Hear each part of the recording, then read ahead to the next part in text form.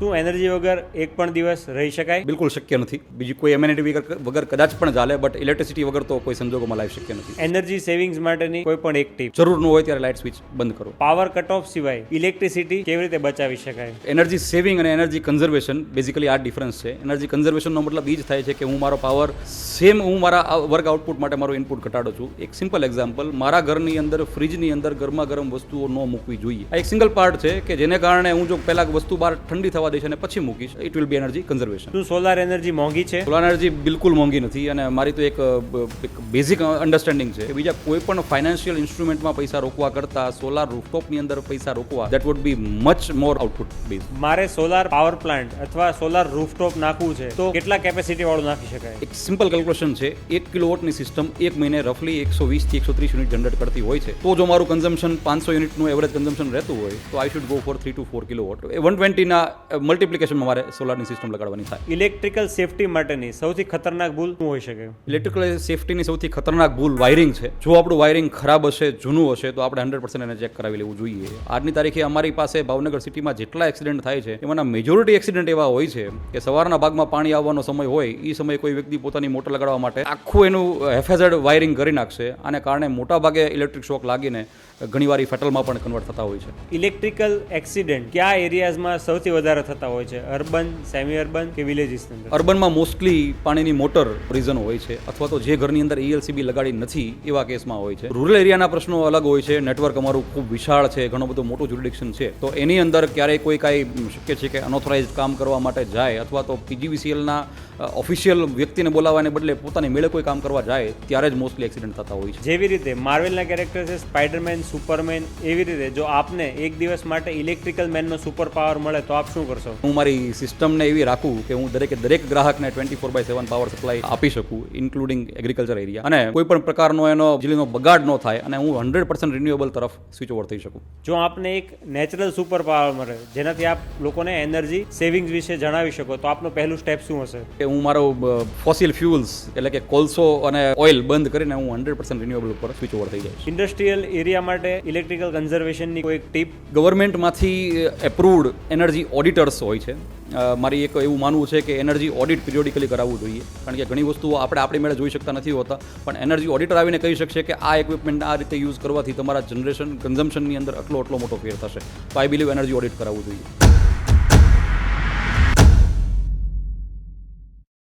Welcome to the another episode of અતિથિ. આજનો આપણો આ પોડકાસ્ટ ખૂબ જ એનર્જેટિક અને ઇલેક્ટ્રિફાઈંગ રહેવાનો છે, કારણ કે આજના આપણા ગેસ્ટ એ પણ એક ડાયનેમિક પર્સનાલિટી છે, જેઓએ ખૂબ જ નાની ઉંમરમાં ખૂબ સારી એવી ડેઝિગ્નેશન મેળવેલ છે, તેમજ તેઓ ઇલેક્ટ્રિકલ કન્ઝર્વેશન, ઇલેક્ટ્રિકલ સેફટી તેમજ સોલાર એનર્જી ક્ષેત્રે ખૂબ જ ઉમદા નોલેજ ધરાવે છે. સાથે સાથે તેઓ ભાવનગર સર્કલ એટલે કે PGVCL ભાવનગર સર્કલનું નેતૃત્વ પણ કરે છે, અને પોતે પોતાના કામ કરવાની મેથડોલોજી અને નોલેજ એના લીધે ગુજરાતભરમાં ફેમસ છે. સો આવા જ આપણા guest mister Yashpalsinh R Jadeja, જેમને YR જાડેજાના નામ પણ ઓળખવામાં આવે છે, જેઓ PGVCLમાં સુપરિન્ટેન્ડિંગ એન્જિનિયર તરીકે ફરજ બજાવે છે. Welcome Yashpalbhai. Thank you very much. તો યશપાલ સર, આજનો પહેલો ક્વેશ્ચન છે, ઇલેક્ટ્રિકલ ઇન્ડસ્ટ્રી અને એનર્જી કન્ઝમ્પશન એ કોઈપણ દેશના વિકાસમાં શું ભાગ ભજવતું હોય છે?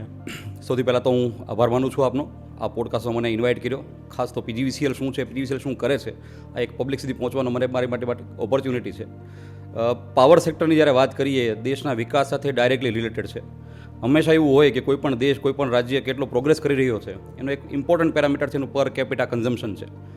આજની તારીખે ભારતનું પર કેપિટા કન્ઝમ્પશન રફલી 1300 થી 1400 યુનિટ પર KWH, એટલે કે દરેક વ્યક્તિ આખા વર્ષની અંદર 1300 થી 1400 યુનિટ કન્ઝ્યુમ પાવર કરી રહ્યો છે. એની સામે એ જ ફિગર અમેરિકા માટે છે એ 11,000 છે, ચાઇના માટે 6,000 છે. તો આપણે જ્યારે એવી વાત કરતા હોઈએ કે મારો દેશ વિકાસ કરે તો નેચરલી એનું પર કેપિટા કન્ઝમ્પશન વધવું જોઈએ. તો આ પર કેપિટા કન્ઝમ્પશન વધવા માટેનો એક મહત્ત્વનો પાર્ટ છે એ ડિસ્ટ્રીબ્યુશન સેક્ટર અને પાવર સેક્ટર છે. તો સર, આપે કીધું ઇલેક્ટ્રિકલ કન્ઝમ્પશન વધે એમ કોઈ પણ દેશનો વિકાસ વધે. હવે જ્યારે ઇલેક્ટ્રિકલ કન્ઝમ્પશન વધશે ત્યારે સાથે સાથે પ્રદૂષણ પણ વધશે. પ્રદૂષણ વધશે તો ગ્લોબલ વોર્મિંગ, ક્લાઇમેટ ચેન્જ, આવા બધા પ્રશ્નોનો પણ સામનો કરવામાં આવશે. તો આવા બધા પ્રશ્નોને પહોંચી વળવા માટે હાલનું ગવર્મેન્ટ બોડી છે એ કેવા ટાઈપનું ઇન્ફ્રાસ્ટ્રક્ચર ડેવલપમેન્ટ કરી રહી છે અને આને કેવી રીતે પહોંચી વળશે? જી, નેચરલી કન્ઝમ્પશન વધવું જોઈએ દેશના પ્રોગ્રેસ માટે, પણ કન્ઝમ્પશન વધશે અને જો એ ફોસિલ ફ્યુલ્સથી વધશે તો એ વસ્તુ યોગ્ય નથી. આપણા visionary prime minister Narendra Modi સાહેબ પોતાના ગ્લાસગો ખાતેના કોપ સમિટની અંદર એક પંચામૃત આપ્યું હતું, અને પંચામૃતમાંનો એક પોઈન્ટ કે જે કાંઈ જનરેશન છે એમાંથી 500 ગીગાવોટ જનરેશન રિન્યુએબલ્સથી થવું જોઈએ, એટલે કે વિન્ડથી અને સોલારથી મેજોરિટી. તો આ 500 ગીગાવોટના સંકલ્પમાં 2030 સુધીમાં 500 ગીગાવોટ સુધી પહોંચવાનું છે. ગુજરાત છે એ સૌથી આગળ પડતું સ્ટેટ છે, અને આઉટ ઓફ 500 120 ગીગાવોટનો કોન્ટ્રીબ્યુશન ગુજરાત કરવા માગે છે બાય 2030. તો આને કારણે ક્લાઇમેટ ચેન્જમાં આપણે એકચ્યુઅલી કોન્ટ્રીબ્યુટ કરી રહ્યા છીએ કે આપણે આપણું એન્વાયરમેન્ટને વધારે સારી રીતે કરી શકીએ. એનર્જી કન્ઝમ્પશન અને ગ્લોબલ વોર્મિંગ અથવા પર્યાવરણ બચાવવા માટે સામાન્ય માણસને કેવા કેવા સંકટોનો સામનો કરવો પડતો હોય છે? આપણે નોર્મલી ક્લાઇમેટ ચેન્જ અથવા તો આપણે જેને ગ્રીન હાઉસ ઇફેક્ટ કહીએ છીએ, ગ્લોબલ વોર્મિંગ કહીએ છીએ, આપણને બધાને આ શબ્દ ખબર છે કે વોટ ઇઝ ગ્લોબલ વોર્મિંગ. આપણી એક જનરલ સમજ એવી છે કે અર્થનું ટેમ્પરેચર વધે, વધારે ગરમી થાય. બટ વાઇડર સેન્સમાં વિચારો, પ્રી ઇન્ડસ્ટ્રીયલ એરિયાથી આજ સુધીમાં અર્થનું ટેમ્પરેચર 1 ડિગ્રી ક્રોસ કરી ગયું છે. આ 1 ડિગ્રીને કારણે જે આઇસબર્ગ્સ છે, એટલે કે જે નોર્થ પોલ સાઉથ પોલ ઉપર જે કાંઈ બરફ છે એ ઓગળે છે. અલ્ટિમેટલી આ એકદમ ચિલ્ડ વોટર જ્યારે સીની અંદર એડ થાય છે ત્યારે આ સીના લેવલ વધતા જાય છે, અને આ જે દર વર્ષે આપણે જોઈએ છીએ કે દર વર્ષે પાણીના લેવલ વધે એને કારણે શું શું પ્રશ્નો થાય છે. વિન્ટર છે એ વધારે કૂલ થતા જાય છે, સમર છે એ વધારે હોટ થતા જાય છે. જે એરિયામાં કોઈ દિવસ વરસાદ નહોતા પડતા ત્યાં આગળ વરસાદ પડવા માંડ્યા છે. આ બધી જ ઇફેક્ટ છે એ ક્લાઇમેટ ચેન્જની ઇફેક્ટ છે. First of all congratulations sir, અને કોંગ્રેચ્યુલેશન્સ બધા ગુજરાતીઓને પણ. આપે સર કીધું કે જેમ જેમ સમય જઈ રહ્યો છે અથવા જેમ જેમ લોકો એડેપ્શન વધે છે એમ ગ્રીન એનર્જી અને સોલાર એનર્જી માટે ઇન્સ્ટોલેશન ઇન્ફ્રાસ્ટ્રક્ચર ગુજરાતમાં પણ વધી રહ્યું છે અને બીજી જગ્યાઓ પણ વધી રહ્યું છે. તો આ વસ્તુ મેં પણ નોટિસ કરી છે. મારી રિસેન્ટ ઉત્તરાખંડ વિઝિટમાં મેં જોયું કે જેટલા સોલાર રૂફટોપ ઇન્સ્ટોલેશન અથવા જેટલા સોલાર ફાર્મ્સ ગુજરાતમાં છે એટલા બીજા સ્ટેટ્સમાં અથવા બીજા રાજ્યોમાં ઓછા જોવા મળે છે. નોર્મલી આપણે જ્યારે વાત કરીએ કે મારે રિન્યુએબલ એનર્જીમાં આ સ્ટેટને આગળ વધારવું છે, first of all Gujarat state આખા ભારતમાં હાઈએસ્ટ સોલાર ઇન્સ્ટોલ્ડ કેપેસિટી ધરાવે છે, તો આ એક આપણી માટે એક પ્રાઉડવાળી વાત છે. હવે આ વસ્તુને વધારે આગળ કેમ લઈ જઈ શકાય? ફર્સ્ટ પાર્ટ ઇઝ કે હું મેજર સ્કેલમાં કામ કરું, બહુ મોટી જમીનને સાથે રાખી અને હું એક્વાયર કરીને એની પર સોલાર એનર્જી લગાડું. સેકન્ડ પાર્ટ, હું દરેક ઘરની અંદર એક સોલાર રૂફટોપ લગાવું. તો મારા ઘરે જ્યારે હું સોલાર રૂફટોપ ઇન્સ્ટોલ કરું છું તો નેચરલી હું દેશના વિકાસની અંદર એક પાર્ટિસિપેટ કરી રહ્યો છું. નોટ ઓનલી હું મારા પાવર બચાવી રહ્યો છું, મારો ઇલેક્ટ્રિસિટી બિલ રિડ્યુસ કરી રહ્યો છું, but at the same time હું ગ્રીન રિવોલ્યુશનની અંદર પણ એક પાર્ટિસિપેટ થઈ રહ્યો છું. હવે સર, સામાન્ય માણસ છે એની મોસ્ટલી કેલ્ક્યુલેશન એવી રીતે બેસતી હોય કે હું સોલાર રૂફટોપ નખાવું તો આજે હું 3.5 kV 4 કિલોવોટનું જ્યારે સોલાર રૂફટોપ નખાવું ત્યારે મારો આશરે ખર્ચ 1.5 લાખથી 2 લાખની વચ્ચે રહી શકતો હોય છે. હવે કોઈ પણ માણસ જેનું કન્ઝમ્પશન મંથલી 3,000નું છે અથવા બાય મંથલી 3,000નું છે, એ લોકો એવું વિચારે કે હું 1.5 લાખ અથવા 2 લાખ એક સાથે આની અંદર નાખું, એના કરતાં બેસ્ટ છે કે હું એને એફડીમાં કે એવી કોઈ જગ્યાએ મૂકું અથવા કોઈ બીજા ઇન્વેસ્ટમેન્ટમાં રોકું જ્યાંથી વ્યાજ કે અથવા કોઈ પણ મને મૂડી મળે છે એનું સોલારથી એનું લાઇટ બિલ પે કરું ત્યાં. તો આ જે વિચારધારા છે, આ લોકોનો વિચાર છે, એના માટેનું બેસ્ટ જસ્ટિફિકેશન આપના તરફથી શું હોઈ શકે અને આપ લોકોને શું જસ્ટિફિકેશન આપશો કે why solar not other options? આખું કેલ્ક્યુલેશન હું આપને સમજાવું. માની લો આજની તારીખે મારી પાસે 1 લાખ રૂપિયા છે અને મારે એને ક્યાંક ઇન્વેસ્ટ કરવા છે, તો હું બેંકમાં મૂકીશ તો એ નોર્મલી 3-4%, એટલે કે વર્ષે મને 3-4 હજાર રૂપિયાનું મને ઇન્ટરેસ્ટ મળશે. હું એફડી કરીશ તો વધીને 6%, 7%, એટલે 6-1 હજાર રૂપિયા મળશે. મ્યુચ્યુઅલ ફંડ હું કરીશ તો શક્ય છે કે 12%થી 15% સુધીનું મને એનું આઉટકમ મળશે. ઓકે, સોલાર રૂફટોપની વાત કરીએ કે મારા ઘરે માની લો હું 3 કિલોવોટની એક સોલાર રૂફટોપની સિસ્ટમ લગાવું છું, તો નોર્મલી એનો એક્સપેન્સ 1.5 લાખ રૂપિયાની આસપાસ હોય છે. આની સામે ગવર્મેન્ટની હાઈએસ્ટ એવર સબસિડી અત્યારે આપણા પ્રાઇમ મિનિસ્ટર સાહેબે ડિક્લેર કરી છે, એટલે કે 1.5 લાખના ઇન્વેસ્ટમેન્ટની સામે 78,000 સબસિડી ડાયરેક્ટલી મારા એકાઉન્ટની અંદર જમા થાય છે. રફલી હું એવું કહી શકું કે 70,000થી 75,000ની અંદર મને આ સિસ્ટમ પડી રહી છે. ઓકે, 1 કિલોવોટ છે ને એનું એવરેજ ડેઇલી જનરેશન 4 યુનિટ કહી શકાય. એટલે કે જો હું મારા ઘરે 3 કિલોવોટની સિસ્ટમ લગાડું તો 12 થી 13 યુનિટ તો હું પર ડે જનરેટ કરીશ. અચ્છા, પાવર સેક્ટર છે એના ટેરિફ કમ્પેર્ડ ટુ ટેલિકોમ ઊંધા છે. નોર્મલી આપણે ટેલિકોમમાં જેમ હું વધારે વાત કરીશ એમ મને વધારે ડિસ્કાઉન્ટ મળતું હોય છે. પાવર સેક્ટરમાં હું જેમ વધારે કન્ઝમ્પશન કરીશ એમ યુનિટના રેટ વધતા જતા હોય. એક સિમ્પલ કેલ્ક્યુલેશન, અર્બન એરિયામાં જો મારું કન્ઝમ્પશન 250 યુનિટ ક્રોસ કરે છે તો હાઈએસ્ટ સ્લેબ 5 રૂપિયા અને 20 પૈસા, એટલે એની અંદર તમે બધા ડ્યુટીઝ અને બધા ફ્યુલ ચાર્જીસ બધું લગાડો તો રફલી 8 રૂપિયા 80 પૈસે મને 1 યુનિટ પડતો હોય છે.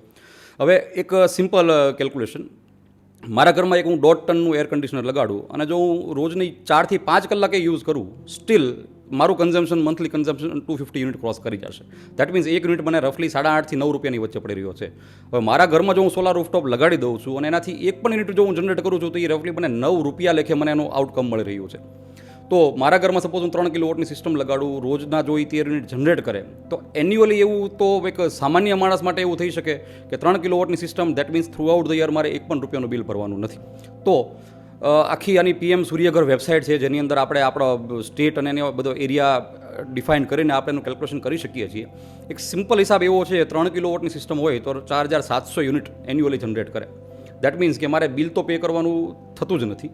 તો માની લો કે વર્ષે મારું 12,000, 15,000, 18,000 રૂપિયા જો બિલ આવતું હોય તો એ બિલ મારું ટોટલી ઝીરો થઈ જશે.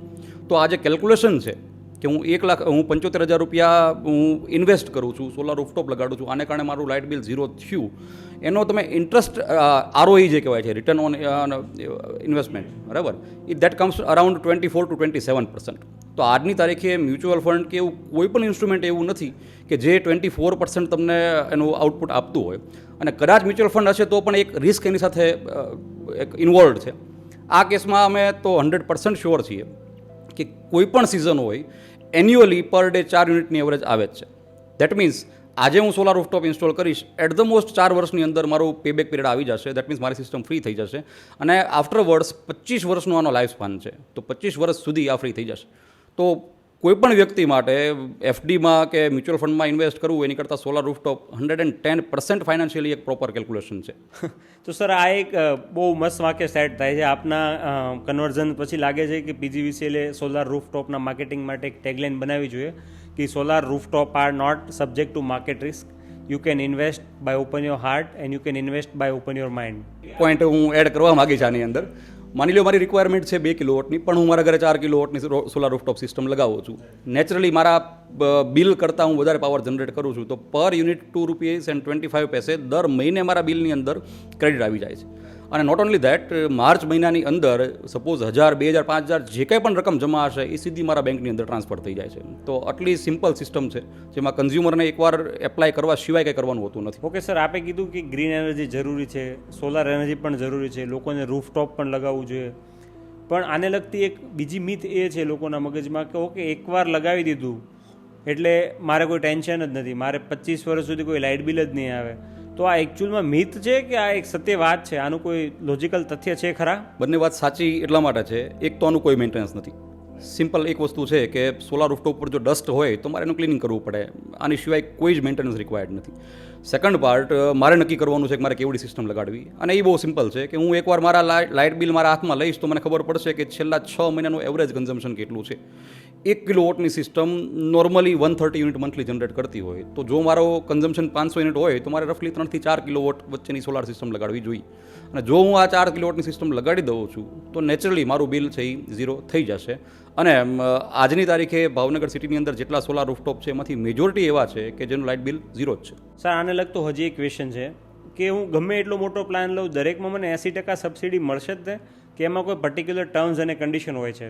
Subsidy naturally state government subsidy આપતી હોય તો એ એક સમાજના એક ઇકોનોમિકલી જે વીકર સેક્શન છે એના માટે હોય.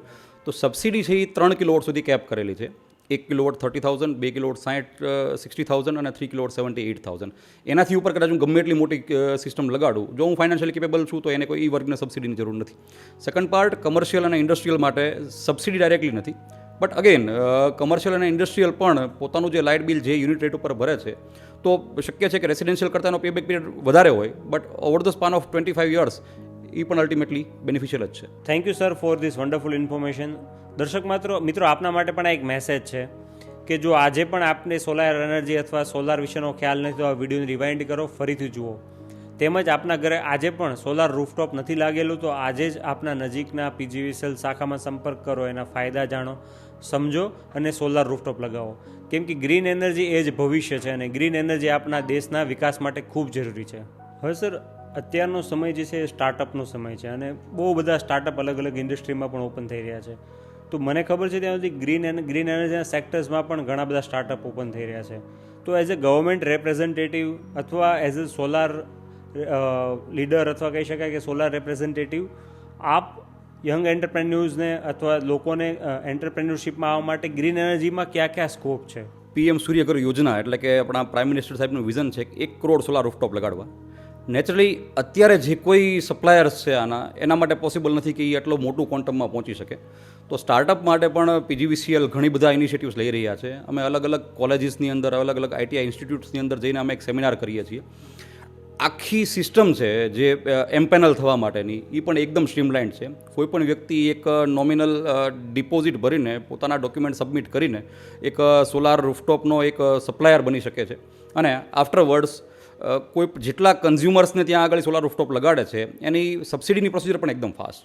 તો આજની તારીખે આઈટીઆઈ છે, એન્જિનિયરિંગમાં જે કોઈ સ્ટુડન્ટ્સ જે આજે પાસ આઉટ થઈ રહ્યા છે, અમે એમને એન્કરેજ કરીએ છીએ કે તમે ખરેખર મારા ઘરે સોલાર રૂફટોપ લગાડો, એની સામે હું કદાચ એક એનો એક સપ્લાયર બનું કે એક એનો હું જનરેટર બનું, તો હું ઘણા બધા માસને એકસાથે હું સોલાર રૂફટોપ આપી શકીશ અને સાથે સાથે મારું કંઈક એક પ્રોફેશનલ અથવા કેરિયર ડેવલપમેન્ટ પણ થશે. પીજીવીસીએલ સ્ટુડન્ટ્સ સાથે અલગ અલગ સેક્ટર્સમાં પણ ઘણા બધા નાના નાના પ્રોજેક્ટ્સ કરી રહ્યું છે, કોલેજ સાથે કોલાબોરેશન્સ કરી રહ્યું છે. તો સર, સ્ટુડન્ટ્સ માટે એવો કોઈ પર્ટિક્યુલર સ્કીમ્સ અથવા પ્રોજેક્ટ્સના સ્કોપ હોય તો જણાવો, કેમ કે અમારો મોસ્ટ ઓફ જે વર્ગ છે એ યંગ જનરેશન્સ જ છે. આના માટે ઇઝીએસ્ટ પાર્ટ ઇઝ કે થોડુંક ઇનિશિયેટિવ લે અને ઇનિશિયેટિવ લઈને એક તો સોલારના એક એમ્પેનલ થાય પીજીવીસીએલ સાથે. આ એમ્પેનલ થવાથી પોતે પણ ફાઇનાન્શિયલી ઘણા બધા સ્ટેબલ થઈ શકશે અને ફ્યુચર ખૂબ બ્રાઇટ છે સોલારનું. અત્યારે આપણે રેસિડેન્શિયલના 2 કિલોવોટ 3 કિલોવોટ સ્કેલ ઉપર વિચારીએ છીએ, બટ આવનારો સમય તો આ જ છે સોલાર અને વિન્ડ. ગવર્મેન્ટ ઘણી બધી સ્કીમ્સ સોલાર ઉપર, વિન્ડ ઉપર, બેટરી ઓપરેટેડ પાવર્સ ઉપર કરી રહી છે. તો અત્યારથી તમે જો આ ફિલ્ડની અંદર જો એક યંગ જનરેશન ઇન્વોલ્વ થશે તો એમનું ફ્યુચર ખૂબ બ્રાઇટ થશે. હવે આપણે વાત કરી ઇલેક્ટ્રિકલ કન્ઝમ્પશનની, સોલાર એનર્જીની. જેવી રીતે કન્ઝમ્પશન વધશે એવી રીતે દેશનો વિકાસ થશે, પણ સાથે સાથે વર્સ્ટ કેસીસ એટલે કે એક્સિડન્ટના ચાન્સીસ પણ વધારે છે. આપ પોતે તો ઇલેક્ટ્રિકલ સેફ્ટીના ખૂબ જાણકાર છો, તો સર, કોઈ પણ માણસને ઇલેક્ટ્રિકલ સેફ્ટી માટે પ્રાથમિક કયા પગલાઓ લેવા જોઈએ? ઇલેક્ટ્રિકલ સેફ્ટી એક ખૂબ જ ઇમ્પોર્ટન્ટ પોઈન્ટ એટલા માટે છે કે nation as a whole approximately 12,000+ accident, electrical accident થાય છે આખા ભારત દેશની અંદર. ચિંતાનો વિષય એટલા માટે છે કે ઘણીવાર આમાં કાંઈ વાયરિંગની ડિફેક્ટને કારણે પણ જો કોઈ એક્સિડન્ટ ફેટલમાં કન્વર્ટ થાય તો એ એક સમાજ માટે અથવા તો આપણી માટે પણ એક સ્વીકાર્ય રહેતું નથી. અમે અમારા એમ્પ્લોઈઝ માટે ઘણા બધા સ્ટેપ લેતા હોઈએ છીએ કે પોતાની સેફ્ટી મેન્ટેન કરે, સેફ્ટી ગેજેટ્સ યુઝ કરે. But at the same time general public માટે પણ હું એક રિક્વેસ્ટ કરીશ કે સેફ્ટી માટે એક જ વસ્તુ છે કે આપણા ઘરની અંદર ELCB અથવા RCCB, અર્થ લીકેજ સર્કિટ બ્રેકર હોવું જોઈએ. અમે અમારી દરેક જાહેરાતમાં કહેતા હોઈએ છીએ, અમે બિલની અંદર લખીને આપીએ છીએ. ઘણીવાર આપણે એક આપણી આળસને કારણે અથવા તો આપણા ખબર નથી એટલા માટે આપણે આપણા ઘરમાં ELCB નથી લગાડતા. જો એવી એક પણ ઇવેન્ટ બની કે જેમાં આપણને ખબર નથી અને આપણા ઘરનું કોઈ પણ ઇક્વિપમેન્ટ છે એ શોર્ટ થઈ ગયું હશે અને જો એ ઇલેક્ટ્રિકલ શોકમાં કન્વર્ટ થશે ત્યારે આપણને ELCBની કોસ્ટ છે એ નહીં દેખાય. એનાથી કરતાં વધારે ક્યાંય દુઃખદ ઘટના હશે. એટલે થ્રુ યોર મીડિયમ હું તો એક રિક્વેસ્ટ કરું છું બધાને કે પોતાના ઘરની અંદર આજે જ ELCB અથવા RCCB લગાડે. આપણા પોતાની જાતના પ્રોટેક્શન માટે ખૂબ ખૂબ ખૂબ જરૂરી છે. હવે સર, કોઈ પણ માણસ પોતાના ઘરનું ઇલેક્ટ્રિકલ ઇન્ફ્રાસ્ટ્રક્ચર સેફ છે કે નહીં એ ક્રોસ ચેક કેવી રીતે કરી શકે? નોર્મલી ઇલેક્ટ્રિક શોક આઈને આપણે કહેતા હોઈએ છીએ. જો મારા ઘરનું વાયરિંગ બરાબર હશે તો કોઈ દિવસ શોક લાગવાનો ભય નહીં રહે. બટ શોક કેવા કેસમાં લાગે છે કે ઘરનું એક પણ ઇક્વિપમેન્ટ છે એ અર્થ થઈ ગયું છે.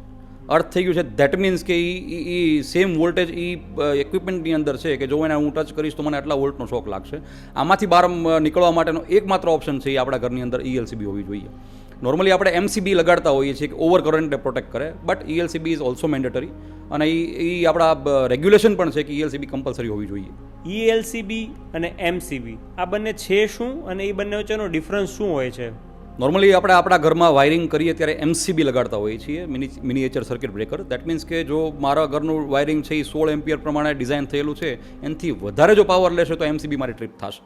બટ એનાથી વધારે જે ચિંતાવાળો પ્રશ્ન છે એ આપણી હ્યુમન સેફ્ટી છે, જે અર્થ લીકેજ સર્કિટ બ્રેકર એટલે કે ELCBથી એન્શ્યોર થાય છે. ELCB એવું મેજર કરે છે કે મારા ઘરમાં જેટલો પણ પાવર વાપરું છું એમાંથી અર્થમાં કેટલો પાવર જાય છે. તો જો મારા ઘરમાં ELCB લગાડીશ અને જો કોઈ પણ ઇક્વિપમેન્ટ શોર્ટ હશે એટલે ઇમિડિયેટલી મારી ELCB ટ્રીપ થઈ જશે. તો MCB તો નેચરલી જરૂરી છે ઓવર કરંટ માટે, બટ ELCB છે એ સેફ્ટી પોઈન્ટ ઓફ વ્યૂ ખૂબ જ વધારે જરૂરી છે. આવો જ બીજો એક ટર્મ મેં સાંભળ્યો છે, RCD. આ RCD શું હોય છે? RCD રેસિડ્યુઅલ કરંટ ડિવાઇસ અથવા તો એને નોર્મલી RCCB કહેતા હોઈએ છીએ, residual current circuit breaker.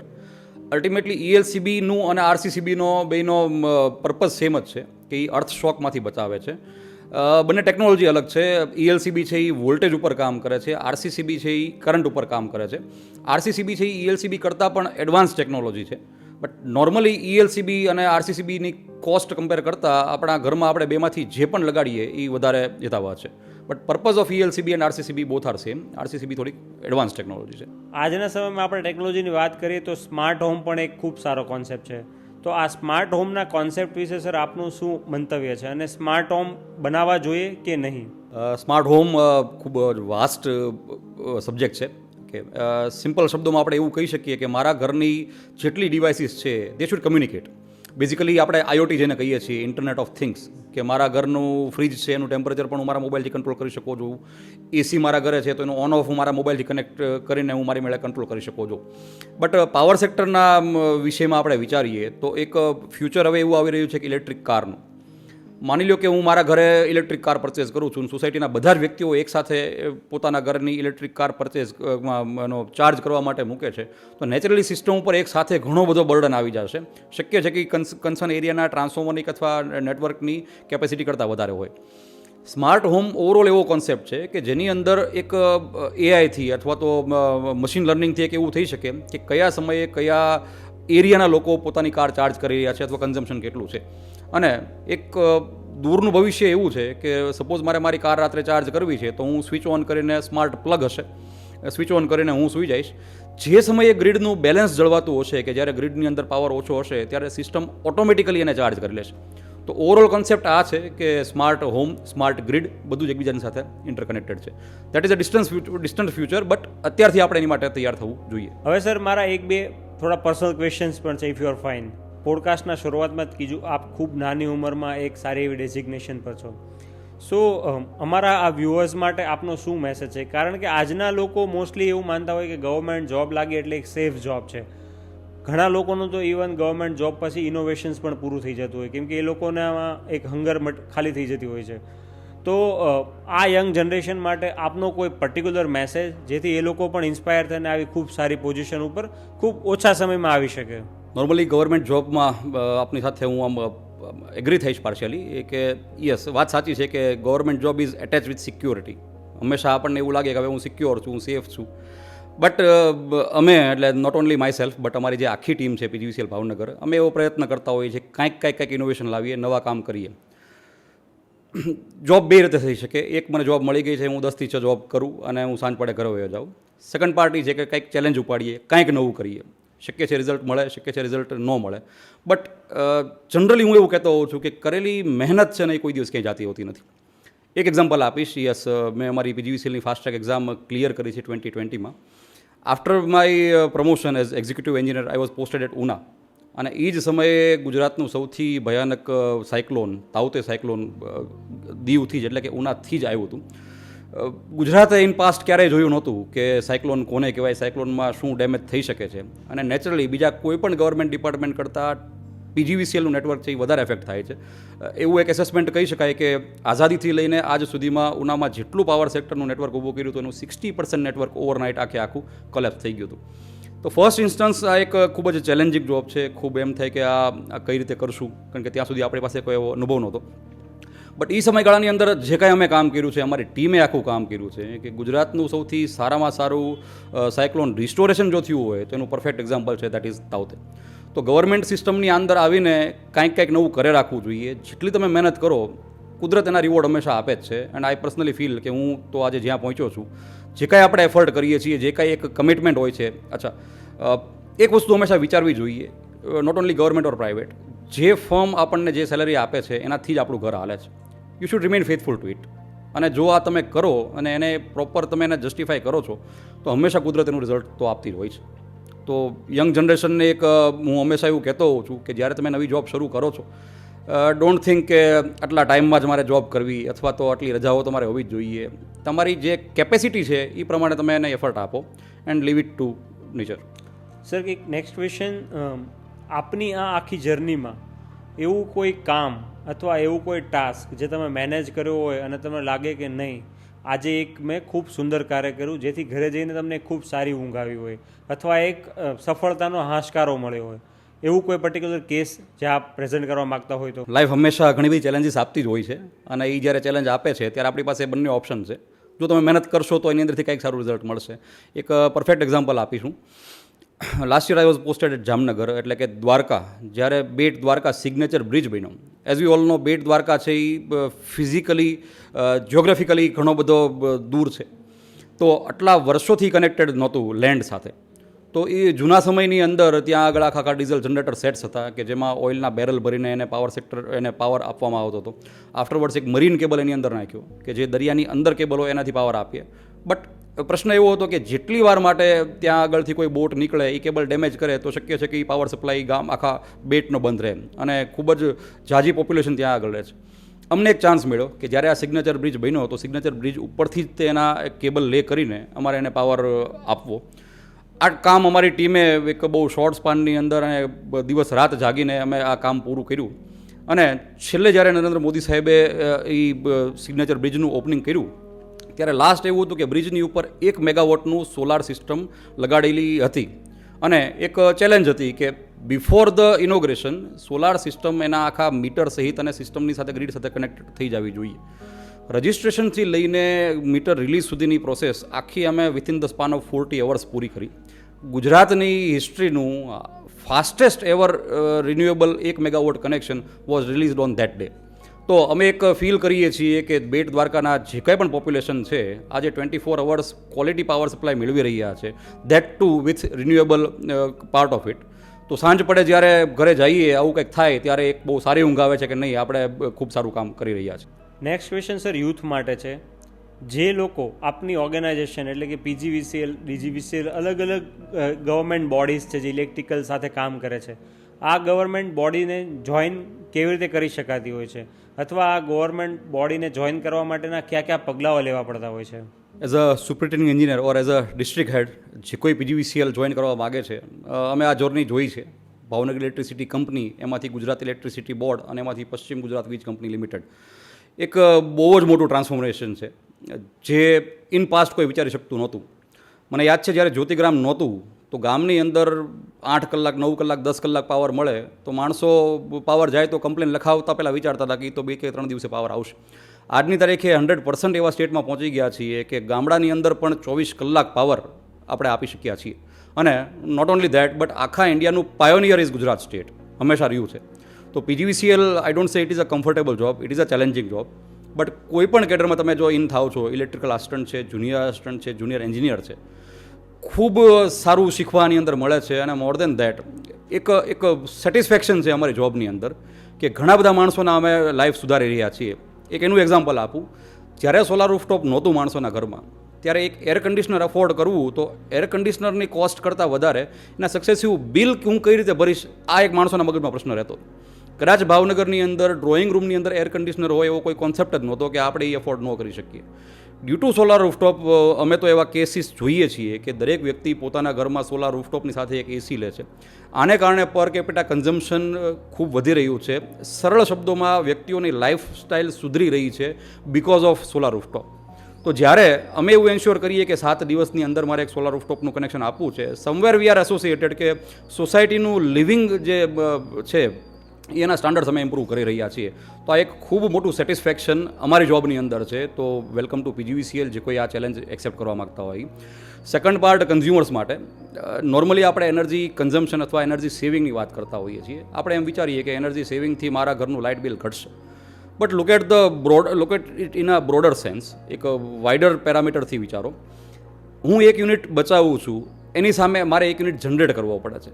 Suppose મારા ઘરની અંદર મારે 1 યુનિટ પાવર વાપરવો છે તો એ પાવર જનરેટ થતો હશે ક્યાંક કોલ બેઝ અથવા ઓઇલ બેઝ, શક્ય છે કે ધોવારણથી કે ઉકાઈથી કે વણાકબોરીથી. તો ત્યાં આગળ 1 યુનિટ પાવર જનરેટ કરીને અહીંયા આગળ લાવવો એની કરતાં એક સોલાર રૂફટોપ લગાડવું અથવા તો ટાઈમ ટુ ટાઈમ સ્વિચ બંધ કરવી, that is way to easy અને વે ટુ ઇકોનોમિકલ. અચ્છા, માની લો 1 યુનિટ જનરેટ હું કરાવું છું, સ્ટીલ એની સાથે એનો કોલથી લઈને ગ્રીન હાઉસ ઇફેક્ટ બધું જ એસોસિએટેડ છે. તો જ્યારે હું મારા ઘરનો પાવર બચાવું છું, હું એક સ્વિચ બંધ કરું ત્યારે મને એવો વિચાર આવવો જોઈએ કે હું એક કાર્બન ડાયોક્સાઇડ આની અંદરથી ઘટાડી રહ્યો છું. Okay, global warming point of view વિચારીએ કે આપણે જેમ વાત થઈ કે આઇસબર્ગ મેલ્ટ થવાના કારણે સી લેવલ વધી રહ્યું છે. આપણો પાડોશી દેશ છે બાંગ્લાદેશ, છેલ્લા 5 વર્ષથી 4 મિલીમીટર એના સી લેવલ ક્રોસ થઈ રહ્યા છે અને એવું એક્સપેક્ટેડ છે કે વિથિન વેરી શોર્ટ સ્પાન 20 કિલોમીટરનો એરિયા છે એનો કોસ્ટનો દેટ વિલ બી સબમર્જ, એટલે કે એ પાણીની અંદર હશે. તો આ જે કોઈ વ્યક્તિઓ 20 કિલોમીટરના એરિયામાં રહે છે, નેચરલી એ લોકો ત્યાં આગળથી શિફ્ટ થશે. અલ્ટિમેટલી આખા ઇન્ડિયા માટે આ એક બહુ મોટો પ્રશ્ન થશે કે આ શું થશે. તો જ્યારે હું પાવર બચાવવાની વાત કરતો હોઉં, અચ્છા one more point, last point, કે સોલાર રૂફટોપ જ્યારે હું લગાડું છું, આપણે એમ વાત થઈ કે ફાઇનાન્શિયલી શું થશે. સપોઝ હું આફ્ટર સબસિડી 75,000 કે 80,000 રૂપીઝ હું પે કરું છું. 80,000 પે કર્યા પછી સોલાર રૂફટોપની લાઈફ સ્પાન છે દેટ ઇઝ 25 યર્સ. એટલે મારું લાઇટ બિલ ઝીરો થશે. એની સામે તમે જો 25 વર્ષ સુધી સોલાર રૂફટોપથી પાવર વાપરો છો, it is expected around 78 ton carbon dioxide, less carbon dioxide would be emitted into environment. તો એક ડોન્ટ યુ થિંક આ એક આપણી એક સોશિયલ અને એક મોરલ રિસ્પોન્સિબિલિટી છે કે જો મારા 75,000 એમાઉન્ટ પે કરવાને કારણે ઘણીવાર આપણે એવું વિચારતા હોઈએ છીએ કે મારે મારી સેલરીનો એક પોર્શન છે એ નોબલ કોઝિસ માટે યુઝ કરવો જોઈએ. ક્યાંક હું દાન કરીશ અથવા તો કોઈ એવી સંસ્થાની અંદર હું એને દાન કરીશ કે જે સારા કામમાં વપરાય. તો મારા ઘરે સોલાર રૂફટોપ ઇન્સ્ટોલ કરવાથી જો હું 75 ટન કાર્બન ડાયોક્સાઇડ જો હું ઓછો એમિટ કરતો હોઉં તો અગેન આનાથી વધારે સારું નોબલ કામ હોય જ ન શકે. ક્યાંક મંદિર મસ્જિદ જવા કરતાં પણ હું સમજું છું કે મારા ઘરની અંદર એક સોલાર રૂફટોપ ઇન્સ્ટોલ કરવું જોઈએ. આપણે જૂની વાત કરીએ, મને હજી એવું યાદ છે કે મારું જ્યારે જોઈનિંગ હતું ત્યારે સપોઝ નવા એજી કનેક્શન કોઈને લેવું છે, આજની તારીખે PGVCL ઇઝ લાઈવ. અચ્છા, કોઈને પણ પોતાનું નવું કનેક્શન લેવું છે તો એને સબ ડિવિઝનમાં જઈને ફિઝિકલી ફોર્મ ભરવાનું, પેનથી લખવાનું, ડોક્યુમેન્ટ અટેચ કરવાના, આવી કોઈ પ્રોસિજર હવે રહી નથી. It is completely a faceless procedure. મારે sub division office personally visit કરવાની જરૂર નથી. PGVCL.com સાઇટ ઉપર હું જઈશ, નવું કનેક્શન માટે હું એપ્લાય કરીશ, બધા જ ડોક્યુમેન્ટ છે એ મારા સ્કેન અપલોડ કરી દઈશ. મારે નવા કનેક્શન લેવા છે, નામ ટ્રાન્સફર કરવું છે, તો આની માટે મારે ફિઝિકલી ક્યાંય જવાની જરૂર નથી. Similarly solar rooftop also is a faceless process. Agreement સિવાયના એક પણ કામ માટે મારે ક્યાંય PGVCLની ઓફિસે ધક્કો ખાવાની જરૂર નથી. આની સિવાય એક અમારું centralised customer care centre number છે. સપોઝ મારા ઘરે પાવર સપ્લાય ઓફ થાય છે, નોર્મલી આપણે સબ ડિવિઝનના ફોલ્ડ સેન્ટરમાં ફોન લગાવતા હોઈએ છીએ. ઘણીવાર એવું થાય કે સપોઝ આખો ફીટર બંધ છે તો એક સાથે બધા જ માણસો એ નંબર પર ફોન કરતા હોય તો એ ફોન બિઝી આવતો હોય. તો 19122 આ એક અમારી સેન્ટ્રલાઇઝ સર્વિસ છે. કોઈ પણ મારી કમ્પ્લેન હશે, મારા ઘરે પાવર નથી અથવા ટ્રાન્સફોર્મરમાં કાંઈ પ્રશ્ન છે, જો આ નંબર પર હું આ કમ્પ્લેન લખાવું છું તો એ અમારું રાજકોટનું કસ્ટમર કેર સેન્ટર છે, એ નંબર ઉપર કમ્પ્લેન લખાય એટલે 24 અવર્સની ટાઈમલાઇનની અંદર આ કમ્પ્લેન રિઝોલ્વ થઈ જતી હોય છે. મારે એની માટે કોઈ જગ્યાએ ફિઝિકલી કે પર્સનલી જવાની જરૂર નથી રહેતી. આ ઉપરાંત સર, મારી રિસર્ચ ટીમ જ્યારે આપને મળવા આપની ઓફિસ આવી ત્યારે રિસર્ચ ટીમના કહેવા પ્રમાણે આપની ભાવનગર ડિવિઝન એટલે કે ચાવડી ગેટ ઓફિસ પણ ફૂલી ડિજિટલ છે. જેમ કે એન્ટર થતાં જ અમુક QR કોડ લાગેલા છે, આપનું ડેઇલી હર્ડલ મિટિંગ્સ હોય છે, આવા બધા અનેક સ્ટેપ્સ આપે પર્સનલ લેવલે બી લીધેલા છે. તો આ બધા સ્ટેપ્સ માટે આપનું શું ઓપિનિયન છે? ટેકનોલોજી એક એવી ટર્મ છે કે કોઈ એનાથી દૂર રહી શકતું નથી. ટેકનોલોજી કોન્સેપ્ચ્યુઅલી ખૂબ સારી હોય છે, but the important part is કે એનું ઇમ્પ્લિમેન્ટેશન ખૂબ ઇમ્પોર્ટન્ટ છે. એક સારી ટેકનોલોજી હોય અને સારી ટેકનોલોજી ઇમ્પ્લિમેન્ટ થાય તો ઇમ્પ્લિમેન્ટેશન ઉપર અમારી આખી ટીમ ખૂબ જ ભાર આપે છે. એક અમારી ઈચ્છા એવી હોય છે કે પેપરલેસ ઓફિસ હોય. આપણને ખબર છે કે પેપર વેસ્ટ કરવાથી આપણને અલ્ટિમેટલી કેટલું નુકસાન એન્વાયરમેન્ટને કરી રહ્યા છીએ. અમારી ઓફિસમાં અમે પ્રયત્ન કરી રહ્યા છીએ કે એને 100% ડિજિટાઇઝ કરવી. મારી અંડરમાં 28 સબ ડિવિઝન છે, તો જ્યારે પણ હું એની મિટિંગ લઉં તો અમારી એક સ્ટેન્ડિંગ ઇન્સ્ટ્રક્શન હોય છે કે આખી મિટિંગ છે એ ડિજિટલ વેમાં થશે. આખું પ્રેઝન્ટેશન ટીવી ઉપર કે સ્ક્રીન ઉપર હશે. કોઈએ એક પણ કાગળની કે ફાઇલની પ્રિન્ટ કાઢીને આવવાની જરૂર નથી. બધા જ ડેટા છે એ સિસ્ટમમાં જ અવેલેબલ છે. અલ્ટિમેટલી અમે એવું માનીએ છીએ કે over the span of the year ઘણા બધા વૃક્ષોને અમે કપાતા અટકાવી રહ્યા છીએ due to this implementation of technology. તો અમે દરેક કામની અંદર અમારી આખી ટીમનો પ્રયત્ન એવો હોય છે કે ટેકનોલોજીને એની અંદર લાવીએ અને એક એમ્પ્લોઈઝ માટે અને પબ્લિક માટે પણ લાઈફ વધારે સિમ્પલ અને ઇઝી કરીએ. Thank you sir. આ ખૂબ ઇન્ફોર્મેટિવ વસ્તુ છે, કેમ કે ઘણા લોકોને લાગતું હોય કે આજે પણ PGVCL ને બધી વસ્તુ ઓફલાઈન ચાલી રહી છે. તો હવે બધી ગવર્મેન્ટ બોડીઝ પણ ધીરે ધીરે અપગ્રેડ થઈ રહી છે. એવી જ રીતે PGVCL પણ પોતે ટેકનોલોજીકલી એડવાન્સ અને ડિજિટલી અપગ્રેડ થઈ રહ્યું છે. Thank you all for watching this hall episode. I hope તમને આ એપિસોડમાં ખૂબ મજા આવી હશે. આપણે સૌ આજે નક્કી કરીએ કે આપણે પણ ગ્રીન એનર્જીનું કન્ઝમ્પશન વધારીએ, તેમજ આપણી આસપાસ અનનેસેસરી એનર્જી કન્ઝમ્પશન છે એને અટકાવીએ. જેવી રીતે આપ મેડિકલ ઇન્સ્યોરન્સ, ટર્મ ઇન્સ્યોરન્સ કરો છો, એવી રીતે આપણા ઘરને પણ ઇલેક્ટ્રિકલી સેફ છે કે નહીં તેની ચકાસણી કરો. જો આપને કોઈ પણ માહિતી અથવા કોઈ પણ માહિતી વિશેનો અભાવ હોય તો આસપાસના પીજીવીસીએલ સેન્ટર્સની વિઝિટ કરો, જ્યાં આપને આ તમામ માહિતી મળી જશે. Thank you sir for having with us. આપની સાથે આ સંવાદ કરીને ખૂબ મજા આવી. આઈ હોપ આપ આવીને આવી રીતે રનર સાથે જોડાયા રહેશો અને અમને વધુને વધુ માહિતીથી અવગત કરીશો. Thank you sir. Thank you. જો આપને આ એપિસોડમાં મજા આવી હોય તો આવા નવા બીજા એપિસોડ લઈને અમે આવતા રહેશું. આપ પણ કમેન્ટ બોક્સમાં જણાવો નેક્સ્ટ કયા વ્યક્તિ સાથે આપ પોડકાસ્ટ જોવા માંગો છો. આવા નવા એપિસોડ જોવા માટે આજે જ સબસ્ક્રાઇબ બટન જે નીચે આપેલું છે એ સબસ્ક્રાઇબ કરો, લાઇક કરો અને બીજા લોકો સાથે શેર કરો.